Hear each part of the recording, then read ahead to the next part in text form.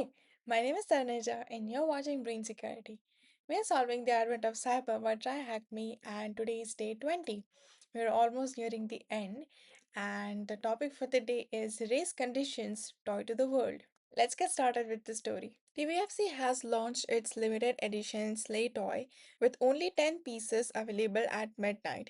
Within seconds, thousands rushed to buy one, but something strange happened. More than 10 lucky customers received confirmation emails stating that their orders were successful. Confusion spread fast. How could everyone have bought the last toy? Max Kitty was called in to investigate.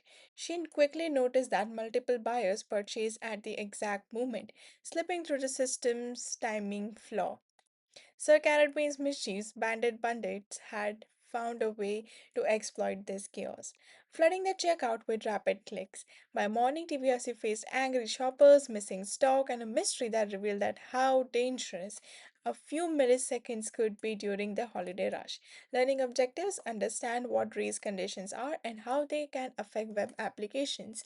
Learn how to identify and exploit race conditions in web requests, how concurrent requests can manipulate stock or transaction values. Explore simple mitigation techniques to prevent race conditions vulnerabilities. Let's get started with task 2. And before that, let me quickly demonstrate what exactly race conditions are and what this room expects us to know and what the entire context is. Take this scenario for example where we have a single toy and there are multiple kids wanting to have this one toy, and over here all of them try to approach this one single resource at the same time. Now who will determine who gets the resource and who does not, and if there are multiple resources, in what order should the people get it? We will first say, for example, first come first serve basis, right? But we need an external factor, right, that will tell you based on the rules that okay, this person for example will have the toy because they came first, right? Similarly in this example, in the story they have said that there is this one toy and it is a limited edition, and it was only meant for specific people on maybe first come first serve basis, but there has been some malfunction and so many people have been able to make the request. Now MaxKitty was called to resolve this issue, and she has found that before checking, the MaxKitty has been called to resolve the issue, and we will find out what exactly happened, how exactly happened, and how we can remediate it. So let's get started. Types of race conditions. Generally, race condition attacks can be divided into three categories. Time of check, time of use. Race condition happens when a program checks something first and uses it later. For example, if you check the quantity of this first and then use it later. So if this person is making a transaction and meanwhile if you say that this is still in quantity 1, so this person can also access that. So that creates a race condition. It creates ambiguity: who has the access, who will get it and who will not. This means that what was true at the time of check might no longer be true when the action happens. It's like checking if a toy is in stock and by the time you click buy, someone else has already bought it. For example, two users buy the same last item at the same time because the stock was checked before it was updated. Shared resource. This occurs when multiple users or systems try to change the same data simultaneously without proper control. Since both updates happen together, the final result depends on which one finishes last, creating confusion. Think of two cashiers updating the same inventory spreadsheet at once and one overrides the other's work.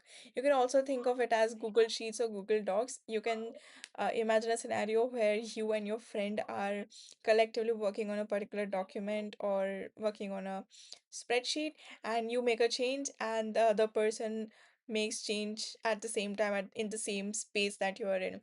So that creates a race condition in cases of shared resource. Then we have atomicity violation. What does atomicity mean? It means that the operation should either be completely finished, completely executed, or should not be executed at all, right? An atomic operation should happen all at once, either fully or not at all.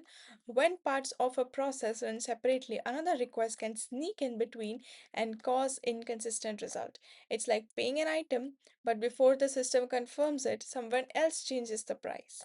For example, a payment is recorded, but the order information fails because another request interrupts the process. Now that you know about these race conditions, think of how much handling is done at a larger scale when you go for e-commerce, right?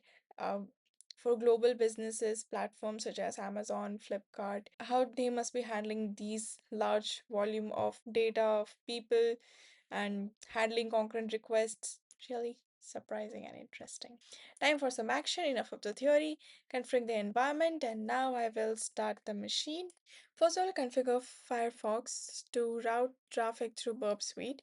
On attack box, open Firefox, click on Foxy Proxy icon 1 and select the Burp profile 2 so all browser requests are sent to Burp as shown below.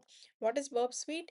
It is a web security testing tool that enables you to send and read, and whatever requests are sent by your browser you can send by yourself using Burp Suite. So we will examine all the requests that are been going through this virtual machine and click the desktop Burp Suite. First we will do as they said over here, go to Foxy Proxy, and where the hell and where is that? Open extension, we will go to Burp, then we will open Burp from the desktop.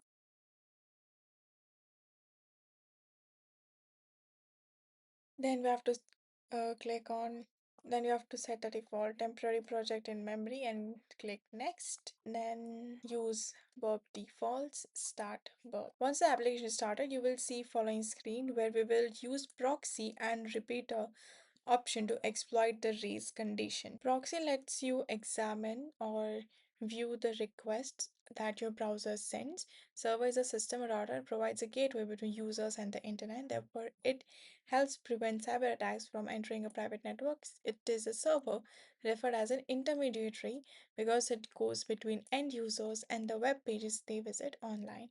Repeater tries to repeat the requests. We will ask echo as well. Meanwhile, we have to look at proxy and repeater. Manually modify and resend HTTP requests. We have to then, before proceeding, ensure that you turn intercept off in Burp Suite. Open the proxy tab and turn intercept off. Intercept is off. What does it do?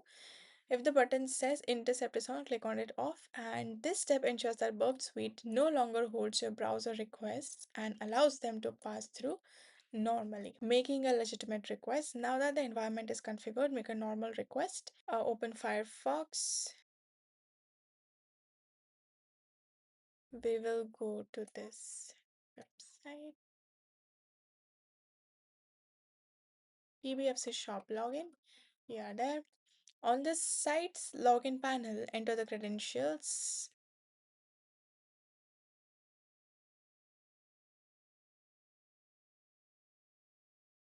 Login.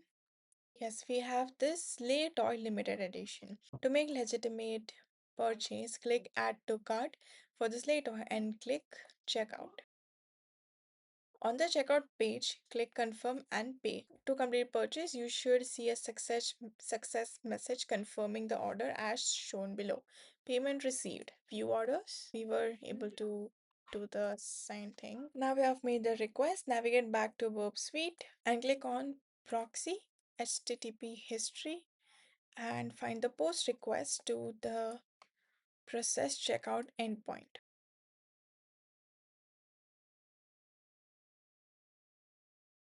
Here it is. Biology checkout request. Right click that entry and choose send to repeater. Send to repeater, which will copy the exact request, headers, cookies, body into Burp's reader tool as shown below. I did that. Next, switch to the repeater and confirm the request appears here. It does. Right click on the first tab, select add to tab group. Add to tab group and click create tab group. Next, enter a name for tab such as cart. Cart, we will say cart race. And click create, which will create a tab group named cart. We should just stick with cart. Period, create that. Then right click the request tab and select duplicate tab. Right click the request duplicate tab. And when prompted, enter the number of copies you want as 15. what are we doing here? We first saw the request from proxy and then we sent it to repeater, and that particular request we created 15 identical images or 15 identical requests of that original request. Next, use the repeater toolbar send drop down menu and select send group in parallel. If it is sent in sequence, this race condition would not occur because it would be like a queue. One person comes and goes, and there they will get the resources, so no race condition is ever occurred. Which launches all copies at once and waits for the final byte from each response, maximizing the time overlap to trigger race conditions. We will say synced, last byte sync. Once done, click send group parallel. This will launch all 15 requests to the server simultaneously. The server will attempt to handle them simultaneously, which will cause the timing bug to appear due to multiple orders being processed at once. Finally, visit the web app and you will see multiple confirmed orders and the SleighToy stock reduced, possibly going negative. Let us go back to shop and oversold even -7. We found the flag winner of race 007. Mitigation. The attacker logged in and made a normal purchase on limited SleighToy using Burp Suite. He captured the checkout request and sent it multiple times in parallel because the app didn't handle simultaneous checkouts correctly. Each request succeeded before the stock could update. For example, in this example that we took, if there was a concurrent request by multiple kids, and if the staff could not manage the request properly or in with a proper time in proper order, it would create conflicts. That is what happened in our system. This allowed the attacker to buy more toys than available, resulting in a race condition and pushing the stock into negative values. Here are a few mitigation measures to avoid this vulnerability. Use atomic database transactions, so stock reduction and order creation execute a single consistent operation. Perform a final stock validation right before committing the transaction to prevent overselling. Implement idempotency keys for checkout requests to ensure duplicates aren't processed multiple times. What is idempotency keys? Next is apply rate limiting or concurrency controls to block rapid, repeated checkout attempts from the same user or session. Idempotency keys are unique identifiers that ensure a request is only processed once. Repeat the same steps as were done for ordering the SleighToy limited edition. What is the flag value once the stocks are negative for Bunny Plush Blue? Let's see what products are. Sockmas is sold out. We will add to cart, checkout, confirm pay, view orders. So many orders were made. Now we will go and do the same thing in Verb Suite that we did earlier. I will create a new. This is the request, I think. Let us open it and see. And send to repeater. We have this request. We will add tab to a group, create cart race this time. Color it purple or red. Create.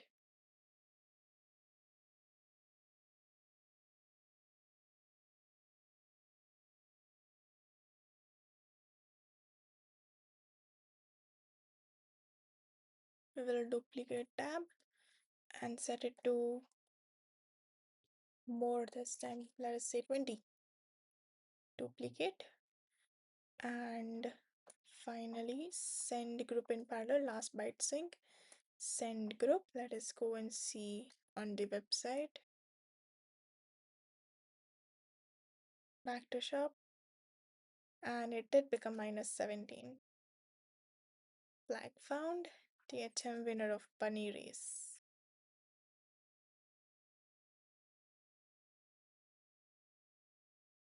And we're done with this room. See you in the next one.